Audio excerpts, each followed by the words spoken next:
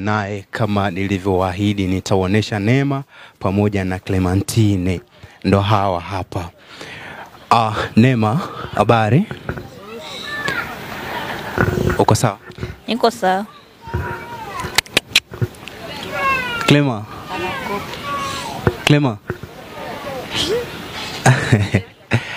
Yes, hawa ndo ndugu zetu ambao wapo mbele yenu. Kuna Neema ni huyu na Clementine ni huyu. Tumeongea na mama zao muda uliopita na hivi ndo tunakwenda kuwaona sasa Neema na Clementine. Anaye uwezo wa kuongea ni Neema, lakini Clementine ana uwezo wa kuongea. Kwa tutaongea na Neema kwa dakika chache, then tutawaaga kwa chochote ambacho tuko nacho. Dada Neema, habari? Salama.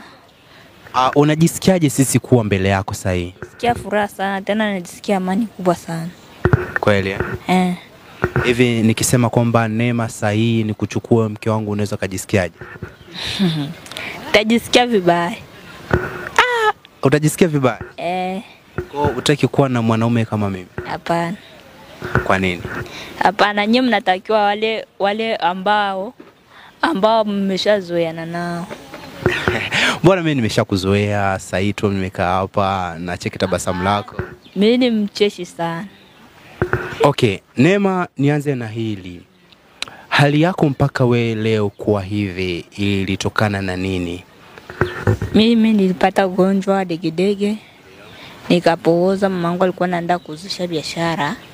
Nikapooza kwenye mti wa embe. Ndugu akaja kunichukua, majirani wakaniingiza ndani, kuniingiza ndani, wakakuta nimeshakauka mle ndani. Kunibeba kwa maombi, muombaji akasema hii hapa haiwezekani kwa sababu washalema kila kiungo. Alikuwa anataka wanitumie pepo. Yaani pepo muue mamangu, afu zeni je nimalizie na mimi. Okay, nimesikia kauli zen. Wewe uliwahi kusoma Kiingereza hapo nyuma? Nilisoma darasa la pili Kongo. Darasa la pili Kongo pale Mlongwe, pale Kasenga na mwalimu wangu alikuwa Rashidi. Okay, umesema kwamba uliweza kupatwa ugonjwa ukiwa kwenye mti wa embe. Huo ugonjwa uliupata ukiwa na miaka mingapi, haswa ukiwa na uwezo wa kupanda juu ya mti? Hapana, mimi nilikuwa naikaa chini. Ulikuwa chini? Okay, niseme kwanza pole. Na hivi sasa ukiona mtu anatembea kama mimi na wewe ukiwa unatembea hapo chini, ni kitu gani ambacho unakuwa unajisikia ndani ya moyo wako? Kia huzuni sana. Na sasa hii ni kitu gani ambacho unatamani watu ambao wana uwezo wa kusaidia kitu gani? Natamani vitu vya mingi sana. Mojawapo wa vitu ambavyo unatamani? Kwanza natamani gari, mimi mwenyewe kutembeza. Ile ya kutembelea. Yeah. Natamani gari hii ya wakubwa, hii gari tu ya kawaida hii ya milango, kufunga milango. Na natamani vitu vingi sana, basketi, pikipiki, vitu kama hivyo. Yaani mtu kama wewe ndio aniendeshe mimi.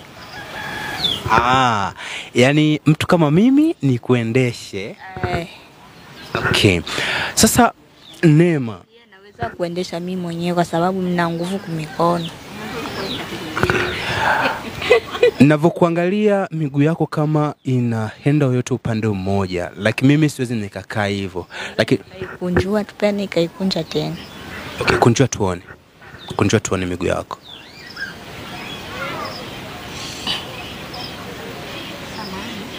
Okay. Bwana, huyo ndo Neema. Nguvu zake nyingi zipo katika mikono yake, ila kwenye miguu, yani kwanza kwenye kiuno kushuka, anaonekana ni mtu ambaye hana nguvu yoyote. Na hivyo unavyomuona anahangaika kuweza kunyosha miguu yake, ijapo anaweza lakini inamjia ugumu. Na ana vitu vingi sana anatamani kutoka kwako mtazamaji. Ijapo alisema kwamba anitaki, maybe anatamani mtu kama mimi siku moja niweze kumuendesha katika gari, katika baiskeli, pikipiki. Hata yeye pia ana uwezo wa kuendesha. So Neema anaweza kukunjua miguu, lakini pia inamjia ugumu wakati mmoja, lakini hapa atakwenda kutuonesha anavyoweza kufungua miguu yake.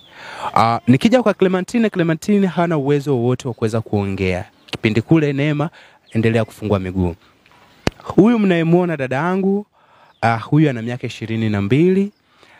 Pia hapa alipo hawezi kuongea. Pia dada angalia huku Clema. Hawezi kula, yani kula vitu kama vile mboga, maragi nini ugali. Chakula chake ni ugali tu wa mahindi, ukisongwa unawekwa mchuzi ndani yake, then analishwa. Unavyomuona ndivyo alivyo. Katika historia ya mama anavyozungumza, amesema kwamba katika kipindi amezaliwa akiwa ujauzito wake ulikuwa haufanya uchezi. Na kawaida ya mama akiwa mjamzito lazima ujauzito uwe mnapiga miguu kacha. Lakini ya huyu haikuweza kufanya hivyo.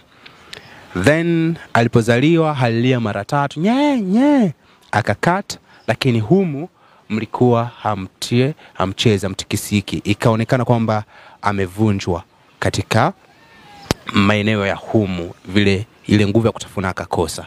Neema ameshindwa kufungua miguu yake. Siet. Hapo ndo yani hapo ni kuvunjwa sana.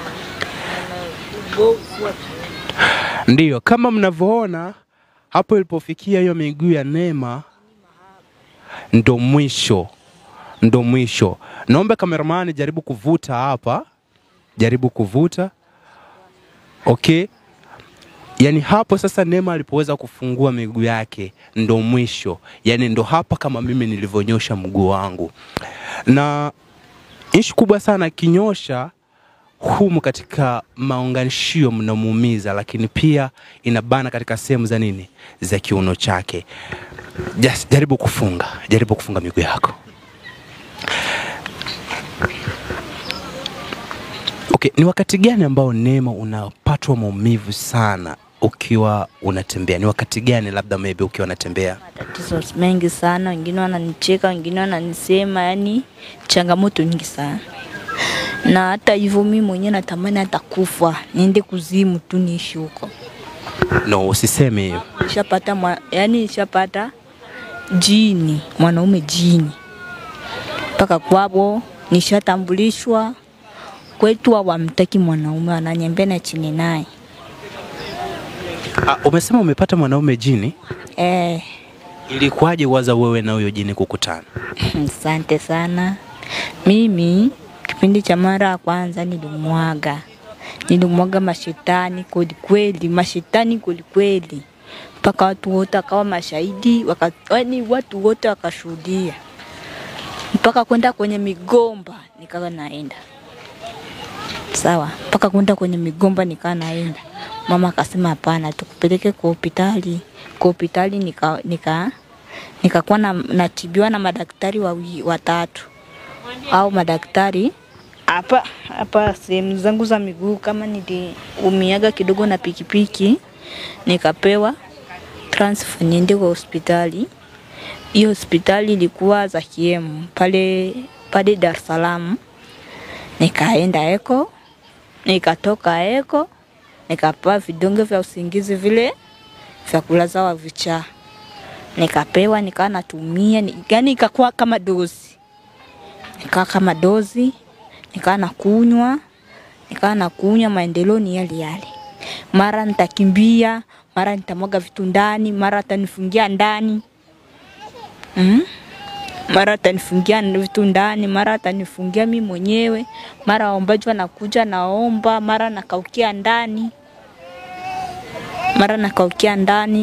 Kauka ndani, majirani na watu jua watakuja kushtukia tu amekauka. Mara nitavunja machupa hii ya soda.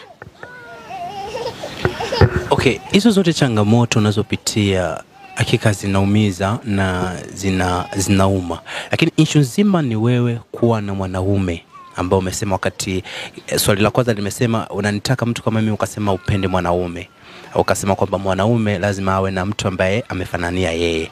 Lakini hapo umetaja kwamba una mwanaume jini. Hii jini alikupenda vipi kwenye hali kama hii ambayo uko nayo? Sana alinipenda aje. yani nilikuwa mimi mwenyewe. Nilitoka Kongo nilikuwa mzima na akili zangu na uelewa wangu na ulemavu wangu. Tukaja tukapendana kwa hiyo hospitali. Nikaenda kwa hospitali kupewa dawa. Akaniambia, "Wewe una mtu? Umeona? Una mtu?" Nikamwambia, "Sina mtu." "Wewe ni nani?" Akaniambia, "Mimi ni rafiki wa kawaida. Naombeni samahani. Kwa kidogo nitaongea matusi kwa sababu No, hapana. Basi tuseme kwamba issue nzima ya jini tutakuja wakati mwingine tuiongelee Neema. Unasemaje? Sababu nishawaambia na ikiwezekana karibu. Nyumba iko wazi. Okay, Neema, mko wangapi mwenu? 2. Wengine washafariki dunia. Okay, hivi uliwahi kumuona babako maybe kwa muda wote ambao umeishi? Yeah. Niliwahi kumuona babangu, ni kijana na jina yake anaitwa Kapande. Kapanda. Ni kijana kweli na wadogo zangu, wa dada zangu, wakubwa zangu wapo Kongo kule wanaishi huko. Hivi ni kitu gani ambacho kinamfanya sana Clementine ashindwe kutafuna? Ana matatizo mengi. Kati ya wewe na Clementine nani ambaye ana matatizo zaidi ya mwenzake? Na naweza nikasema mimi ndio mwenye matatizo. Clementine ana matatizo. Kiukweli. Sawa mtazamaji, hii ni UAS na hao ambao nawaona ndio walengwa ambao wametufanya sisi tuweze kufika hapa. Kuna Neema, pia kuna Clementine. Clementine ni huyu ambaye hawezi kuongea, lakini Neema ana uwezo wa kuongea. Neema ana mdogo wake, Clementine wana familia na yeye ni mmoja kati ya watatu mwao. Kikubwa mama Neema alisema kwamba Neema ana matatizo mengi. Wana unasikia hapa anaongea hili, anaongea lile. Linatoka hili, linakwenda kule. Cha kusema tu subscribe, like, kushare na kucomment.